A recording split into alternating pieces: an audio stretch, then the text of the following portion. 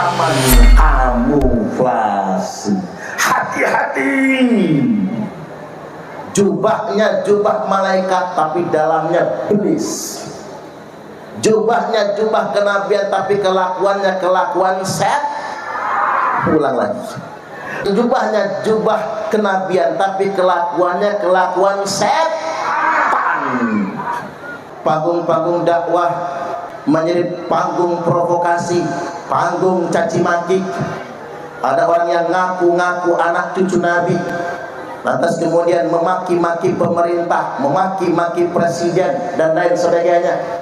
Rakyat tidak berani mengkritik karena mengapa? Oh, takut kualat niku putune Kanjeng Nabi dan lain sebagainya. Ini yang dimaksudkan oleh sabda Nabi, abghadul ibad ilallah. Hamba Allah yang paling dimurkai, hamba Allah yang paling dibenci itu man kana taubu khairan min amali, orang yang pakaiannya lebih istimewa daripada kelakuannya. Antakuna thiyabuhu thiyabal anbiya wa amaluhu amal jabbarin. Jubahnya jubah kenabian, pakai gamis, pakai imamah, jubahnya jubah kenabian, tapi kelakuan setan. Makanya jangan tertipu di zaman sekarang ini.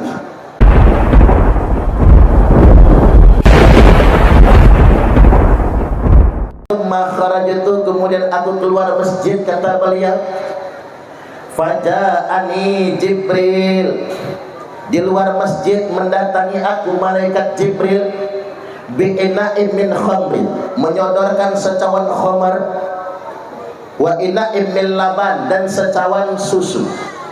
Nabi disuruh milih susu atau khamar. Ngerti khamar, Bu? Khamar niku tua. Kalau kata orang Jawa apa Pak? Susu genruwo.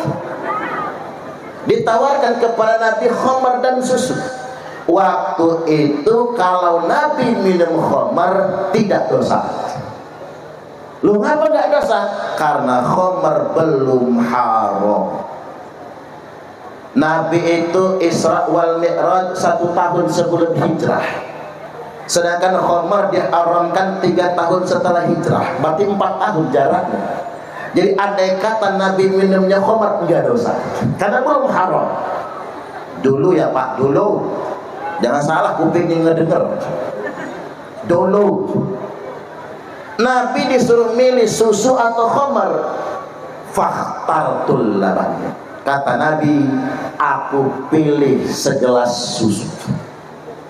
Wa qala Jibril, Jibril berkata, ikhtartal fitrah, tepat sekali Muhammad, laqad asabtal haq, pilihan kamu pilihan yang benar. Loh Jibril, seandainya tadi saya minumnya khamar, apa jadinya?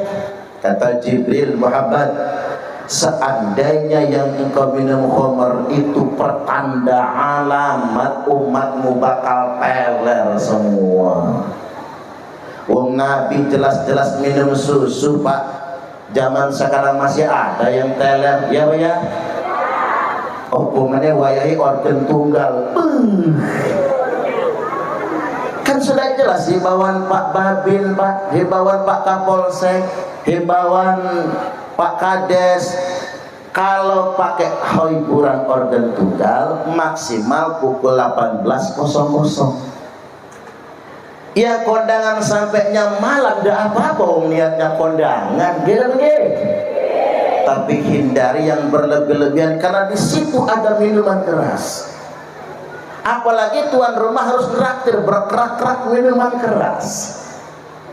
Nabi sudah jelas-jelas minum susu, yang mabuk masih banyak. Apatah lagi kalau Nabi minumnya khamar, Pak. Jangan-jangan pengajian begini sambil nuak nih kita. Minumnya bukan lagi larutan cap kaki 3, tuak yang di sini. Umpami Nabi minumnya dulu khamar, untung Nabi minumnya susu. Tapi ini pelajaran bagi kita Bapak Ibu, hidup adalah pilihan. Pilih susu atau khamar itu pilihan. Setiap pilihan ada akibatnya, setiap pilihan ada konsekuensinya. Gitu begitu. Walaupun enak milihnya, milih tangan kanan susu, yang tangan kiri khamar. Persis kayak nyanyian zaman dulu. madu nyaut aja mama, racun, madu di tangan kananmu, racun di tangan kirimu. Enak milihnya, alamatnya pasti, addresnya jelas. Bu, panjenengan kalau disuruh milih di madu apa di racun? Coba tak ulang soalnya, itu soalnya kurang terang, biar ibu-ibu enak milihnya begini. Milih yang tangan kanan susu, yang tangan kiri khamar. Milih susu apa khamar? Susu dong. Milih yang tangan kanan madu, yang tangan kiri racun. Panjenengan milih di madu nopo di racun? Ini tolong direkam Pak Kades biar kelihatan yang ngomongnya apa. Tahu lagi soalnya. Milih yang tangan kanan susu, yang tangan kiri khamar. Panjenengan milih susu nopo khamar? Susu. Yang tangan kanan madu, yang tangan kiri racun. Milih di madu nopo di racun? Ada yang diracun ya Pak. Ada yang milih diracun Pak. Mapas. Luar biasa. Oh, itu pertanyaannya yang salah. Ini pelajaran bagi kita Bapak Ibu. Hidup ini selama kita masih bisa milih enak, karena hidup merupakan pilihan. Enak. Kayak pilkada masih ada pilihan, enak. Tapi ngomong-ngomong kalau pilkada, pileg, pilpres itu, saya heran sama emak-emak nih lah, terutama yang di Lampung. Kalau di sini mah enggak heran saya. Emak-emak kalau di Lampung itu dikasih suaminya uang belanja 100.000 sehari masih mono, tapi dikasih caleg 100.000 buat 5 tahun nyengir. Ini masalah ini Pak. Dikasih suami 100.000 sehari masih mono, tapi dikasih caleg atau calon bupati atau calon gubernur 100.000 untuk 5 tahun langsung nyengir. Jadi jangan harap kehidupan berbangsa dan bernegara kita akan lebih baik kalau begini cara kita. Ini balik lagi, selama kita masih bisa milih enak. Tapi ingat, setiap pilihan pasti ada konsekuensinya. Yang repot itu begini Bapak Ibu, kalau talbis. Apa itu talbis? Kecampur. Susu campur khamr, nggak bisa dipilih. Madu campur racun. Ibarat air campur bensin. Air kalau dicampur bensin, diminum manusia mabok, diminumkan ke motor mogok. Nggak ada benarnya itu. Walaupun yang lebih parah lagi bukan talbis, tapi yang paling parah itu Pak, talafi. Apa itu talafi? Kamuflase. Apa itu kamuflase? Penampilan menipu. Kalau kata wong Palembang, waluyo. Pak, waluyo mana ya? Ada ya Pak? Mana nih maaf? Waluyo, wajah lugu hati buayo. Itu waluyo akronim ala Palembangan. Nek waluyo Jawi, waluyo tenanan.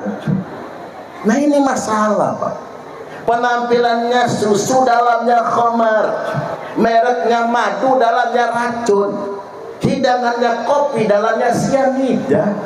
Matilah Wayan Mirna Solihin. Katanya diracun sama Jessica Kumala Wongso.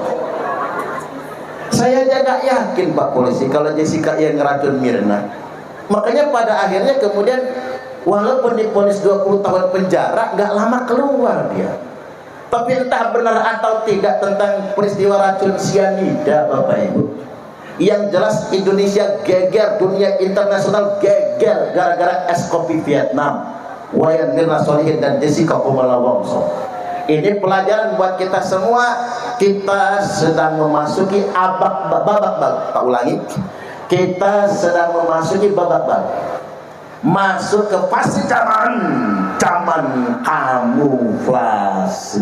Hati-hati, jubahnya jubah malaikat tapi dalamnya iblis, jubahnya jubah kenabian tapi kelakuannya kelakuan set. Ulang lagi, jubahnya jubah kenabian tapi kelakuannya kelakuan setan. Penampilannya islami tapi tukang provokasi. Saya prihatin betul, Pak. Panggung-panggung dakwah jelang 2019 hingga kekinian menjadi panggung provokasi, panggung caci maki. Ada orang yang ngaku-ngaku anak cucu Nabi, lantas kemudian memaki-maki pemerintah, memaki-maki presiden dan lain sebagainya. Rakyat tidak berani mengkritik karena mengapa? Oh, takut kualat niku putune Kanjeng Nabi dan lain sebagainya. Ini yang dimaksudkan oleh sabda Nabi, abghadul ibad ilallah, hamba Allah yang paling dimurkai, hamba Allah yang paling dibenci itu man kana taubu khairan min amali, orang yang pakaiannya lebih istimewa daripada kelakuannya. Antakuna thiyabuhu thiyabal anbiya wa amaluhu amal jabbarin. Jubahnya jubah kenabian, pakai gamis, pakai imamah, jubahnya jubah kenabian, tapi kelakuan setan. Makanya jangan tertipu di zaman sekarang ini. Apalagi banyak betul ajaran-ajaran yang sifatnya khurafat. Niki kan kita ini peringatan Isra wal Mi'raj. Peringat Isra wal Mi'raj ini saya tegaskan lagi, Isra wal Mi'raj ini adalah mukjizat atas Kanjeng Nabi. Jadi begini, berarti kita nggak boleh Pak mengingkarinya. Orang yang mengingkari peristiwa Isra wal Mi'raj bisa kafir. Sebaliknya, yang ngaku-ngaku bisa Mi'raj juga bisa kafir. Saya heran, ada orang yang bernama Habib Muhammad bin Ali Ba'ali, ngaku-ngaku bisa Mi'raj ke Sidratul Muntaha 70 kali. Ini bayangkan Pak, kita taken for granted. Ini bahasa apa ini bro? Kita terima mentah-mentah, tanpa kritik, tanpa resistensi, kita percaya saja. Padahal itu bisa menyebabkan kekafiran. Hati-hati. Romo Hadratus Syekh Kiai Haji Hasyim Asy'ari menyampaikan, menukil, manidda'a annahu urida ila sama'i kafar. Barang siapa yang ngaku-ngaku dia bisa mi'raj ke langit, maka telah kafirlah ia. Hati-hati itu, ngaku-ngaku bisa mi'raj. Dan ini bukan katanya Pak, bukan kata orang. Ada kitabnya Syarhul Ainiyah, ada kitabnya. Dan itu kitab standar dari karangan Ba'alwi. Ba'alwi ngarang kitab. Itu kitab yang diajarkan standar untuk anak-anak mereka dan untuk muhibbin-muhibbinnya. Apa kalimatnya? Kata Faqih Muqaddam Muhammad bin Ali Ba'alwi, gelarnya Imamul A'zam Faqihil Muqaddam. Halo? Kadang-kadang rodok serius nggak apa-apa ya. Sekali-kali ngaji rodok serius. Tak ulangi, Muhammad bin Ali Ba'alwi yang gelarnya Imamul A'zam Faqihil Muqaddam mengatakan, membuat pengakuan dalam suratnya kepada Syekh Sa'ad. Apa kata dia? Urija bi ila sidratil muntaha, saya dimi'rajkan ke sidratul muntaha. Kata dia, sab'a marrat, 7 kali. Wa fi riwayatin sab'atan wa isrina marrah. Dalam riwayat yang lain dikatakan 27 kali fi lailatin wahidah, dalam satu malam. Wa fi riwayatin, dan disebutkan dalam riwayat yang lain sab'ina marrah, 70 kali. Sekali waktu ngaku 7 kali, sekali waktu ngaku 27 kali. Sekali waktu mengatakan 70 kali dalam satu malam, 70 kali dalam satu malam. Hebat betul manusia. Lalu kita terpukau dengan cerita khurafat ini. Hati-hati, nek panjenengan meyakininya bisa kafir ini, jangan macam-macam. Itu mukjizat yang hanya berlaku buat kanjeng Nabi. Ada lagi tertulis dalam kitab, seorang ditanya, man rabbuka? Habib Abdullah Al-Haddad. Ditanya Tuhannya, Habib Abdullah Al-Haddad. Wa man nabiyuka? Siapa nabimu? Habib Abdullah Al-Haddad. Wa ma kitabuka? Apa kitabmu? Habib Abdullah Al-Haddad. Wa ma dinuka? Apa agamamu? Habib Abdullah Al-Haddad. Itu diajarkan kepada para santri Bapak Ibu. Ia mati kafir Pak, jangan macam-macam.